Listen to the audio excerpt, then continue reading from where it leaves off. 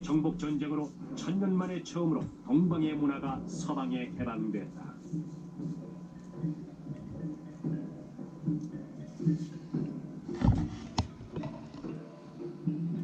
팍스 몽골리다. 즉 몽고의 평화시대에 역사상 최초로 사람들은 로마에서부터 베이징까지 안전하게 여행을 할 수 있었죠. 몽골족이 없었더라면 20세기가 될 때까지 어림도 없는 일이었을 것입니다. 당시 중동 사람들이 중국까지 여행을 하고 다녔습니다. 특히 모로코 출신의 여행가 이븐 바투타는 중앙아시아와 인도를 거쳐 중국까지 여행을 했고 칭기스칸의 후손들이 통치하는 몽골 국가를 돌아봤습니다. 당시 이븐 바투타 덕분에 유라시아의 문명 국가들은 서로 교류를 하면서 서로에 대해서 더 잘 알 수가 있었죠. 아이러니하게도 세계 제국을 건설하는 것은 징기스칸의 목표가 아니었다. 여전히 그의 가슴 속엔 원한의 불꽃이 피어오르고 있었다. 그에겐 아직 서하국과 해결해야 할 문제가 남아있었다. 그러나 그는 마지막 목표를 이루지 못했다. 1227년 60대 중반의 징기스칸은 서하국 원정길에서 중국으로 가는 도중에 사망했다. 징기스칸의 서하 원정은 역사의 수수께끼로 남아있다. 무장한 군대와 노예들이 그의 시신을 따라 대초원까지 동행했다. 징기스칸의 장례식은 대초원에서 비밀리에 거행됐다. 50명의 친위대가 칭기스칸을 매장하러 떠났고 다른 친위대 50명이 그들을 죽였다고 합니다. 무덤의 위치를 누설하지 않기 위해서였죠. 칭기스칸의 무덤이 어디에 있는지 지금도 알 수 없습니다. 몽골 족장들의 무덤은 철저하게 비밀에 묻혀졌습니다. 무덤까지 기나긴 행렬이 이어지고 수행원들은 나팔을 불고 북을 치면서 최대한 큰 소리를 냈죠. 시신이 묻히게 될 비밀 장소로 가는 도중에 누군가를 만나게 되면 무조건 살해했기 때문에 몽골족 지도자들의 무덤이 어디 있는지 아무도 알 수가 없었습니다. 지금까지 몽골 족장의 무덤이 발굴되지 않았기 때문에 무덤에 어떤 것들이 묻혀있는지 알 수가 없습니다. 징기스칸의 제국은 그의 무덤처럼 역사 속으로 사라졌다. 그의 죽음 이후 몽골 제국은 네 아들에 의해서 4개의 왕국으로 분열됐다. 그러나 세계 제국의 꿈은 사라지지 않았다. 징기스칸의 뒤를 이은 또 다른 몽골 정복자가 등장했다. 위대한 몽골 제국의 영광을 되찾으려는 그는 징기스칸보다 더 잔인한 학살극을 벌였다.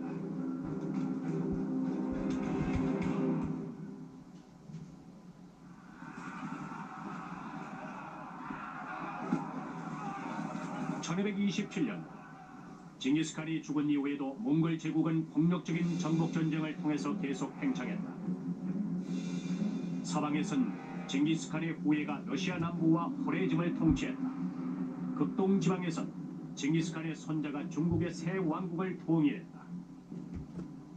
그리고 페르시아의 몽골족은 이슬람교로 개종한 뒤 새로운 신을 찬양하기 위해 격조 높은 모스크를 건설했다.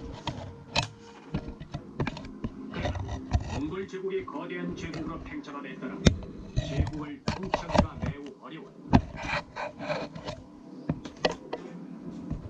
몽골족의 수가 많지 않았습니다.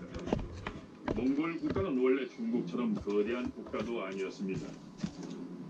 몽골군은 기껏해야 10만 정도가 고작이었죠. 따라서 점점 더 넓은 지역을 통치해감에 따라서 몽골 제국의 중앙 지배력은 점점 더 약해졌습니다. 14세기 중반 징기스칸의 제국은 무너지기 시작했다. 몽골 제국의 통치자들은 과거 초원을 누비던 몽골 부족들처럼 힘을 결속하지 못하고 분열을 거듭했다. 칭기스칸이 중앙에서 누리던 절대 권력이 각 부족의 군 지도자들의 손으로 옮겨갔습니다. 각각의 부족장들은 왕족과 거리가 멀었지만 권력을 손에 쥔 실세들이었죠. 1300년대 중반 이슬람 영토의 호레이즘, 즉 현재의 우즈베키스탄에서 티무르라는 어린 몽골 소년이 이웃집 양을 훔칠 계획을 세웠다. 영특한 양도둑이었지만 이번만큼은 운이 따르지 않았다. 양을 훔치다 들킨 티무르는 다리에 화살을 맞아 절름발이가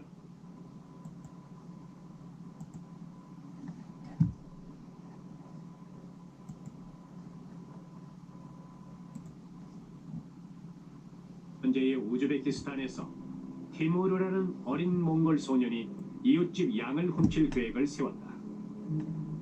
영특한 양도둑이었지만 이번만큼은 운이 따르지 않았다. 양을 훔치다 들킨 티무르는 다리에 화살을 맞아 절름발이가 됐다고 한다. 몽골 제국에서 권력을 장악한 그는 유럽에서 절름발이 티무르, 즉 타메룰란이라고 통했다. 유럽인들을 공포의 도가니로 몰아넣었던 바로 그 이름이었다. 1360년경 티무르는 위대한 지도자요 도박의 대가였고 뛰어난 전략가였다. 그의 몸속엔 몽골족의 피가 흘렀지만 징기스칸의 후손은 아니었다. 그는 징기스칸의 후손 2명을 아내로 맞아들이고 자신이 몽골 제국의 위대한 지도자 징기스칸의 후예라고 주장했다.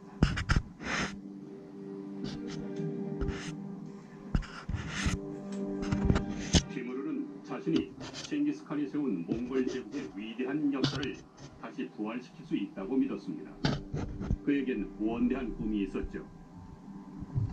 그리고 그는 징기스칸의 대를 이어 위대한 몽골 제국의 뒤를 잇는 것이 하늘의 뜻이요 자신의 운명이라고 믿었습니다.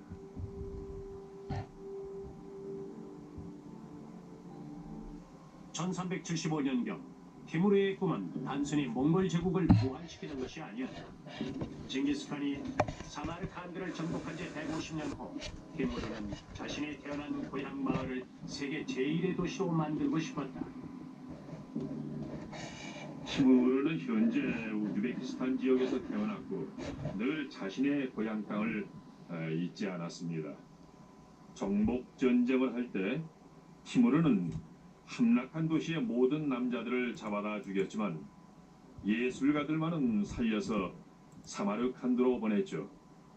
덕분에 사마르칸드는 이슬람 세계와 중국, 인도에서 모여든 예술가들의 전통이 살아 숨쉬는 아주 특별한 도시로 변했습니다. 사마르칸드는 아름다운 정원 도시였어요. 티무르는 무엇보다도 수로 건축을 매우 중요하게 생각을 했고 덕분에 사마르칸드엔 아름다운 정원이 많았습니다.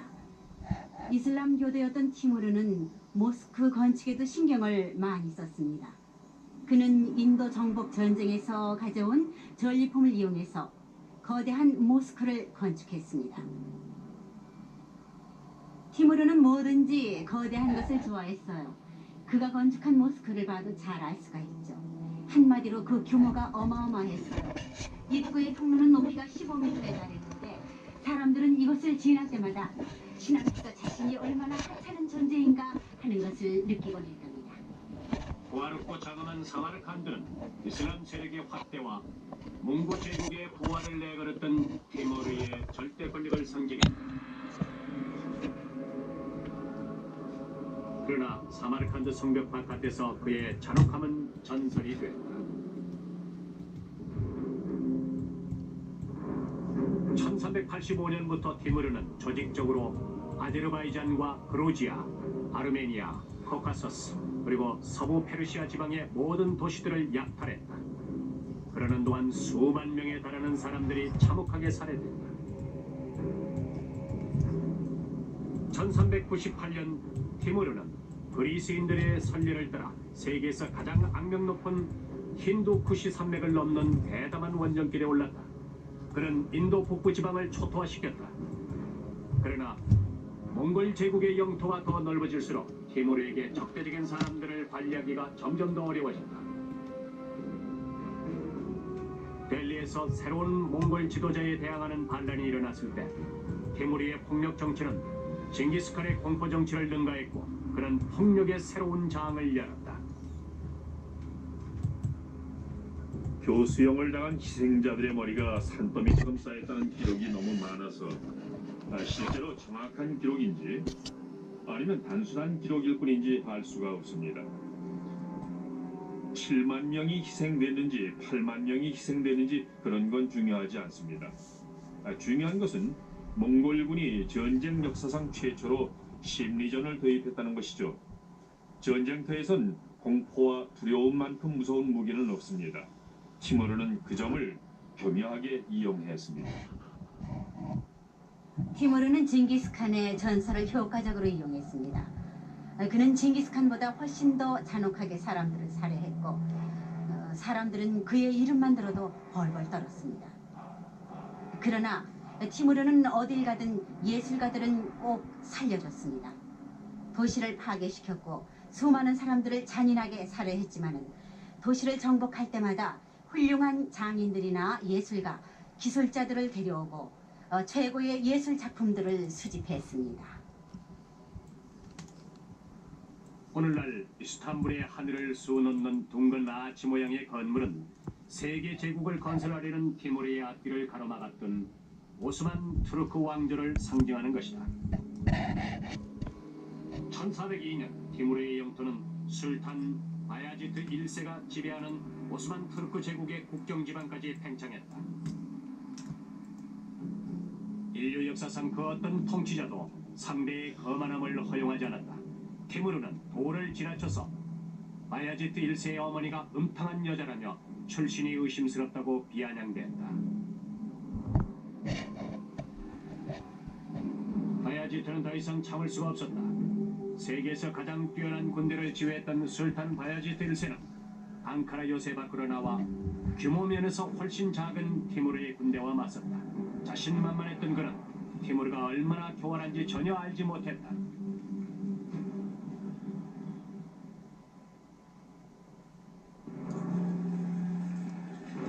1402년 티무르의 중상모력을 참을 수 없었던 오스만 투르크의 술탄 바야지트 1세는 티무르와 싸우기 위해 앙카라 요새 밖으로 나왔다.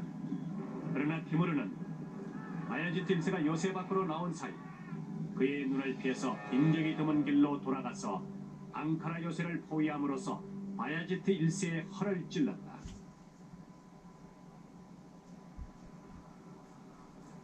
바야지트 1세에겐 치욕적인 일이었다. 그는 수도를 지키기 위해서 재빨리 후퇴해야 했다. 지칠 대로 지친 오스만 투르크의 군대는 푹 쉬면서 기다리고 있던 몽골군을 당해낼 수도 없었다. 게다가 오스만 투르크의 왕자가 티무르 편에서 싸우는 것을 본 투르크 병사들이 바야지트 1세를 배반했다.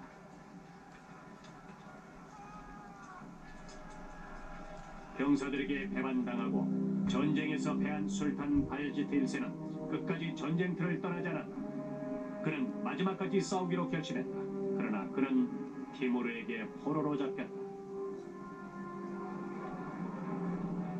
오스만 투르크 제국이 티무르에게 패배하자 옆에서 숨죽이고 지켜보던 유럽의 기독교 국가들이 더 기뻐했다. 당시 유라시아의 판도를 살펴보면 너무치 희생 이슬람 국가를 브랜드입니다. 세운 오스만 투르크 제국의 술탄들이 계속해서 콘스탄티노플을 넘보는 상황이었습니다. 그들은 동방 기독교 국가의 수도인 콘스탄티노플을 포위 공격하고 파괴시킬 만반의 준비를 갖추고 있었죠. 바로 그때 티무르가 뒤에서 뒤통수를 친 것입니다. 오스만 투르크 제국에겐 매우 불행한 일이었지만 바야지트 1세가 패하자 유럽의 기독교 국가들은 기쁨을 감추지 못했습니다.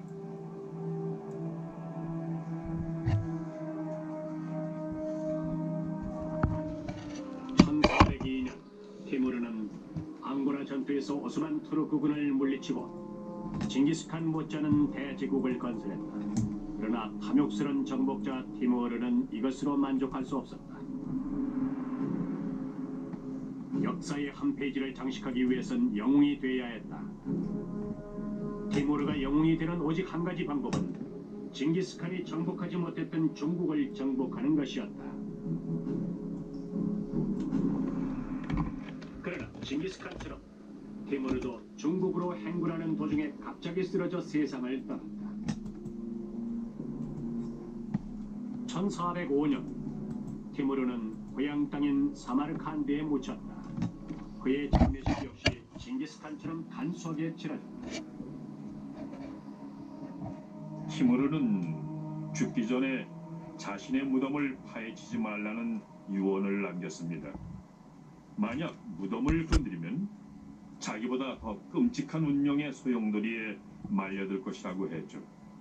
1941년 6월 21일 구소련의 고고학자들이 그의 무덤을 발굴할 때까지 그의 무덤은 온전하게 보존되었습니다. 그런데 공교롭게도 그의 무덤이 발견된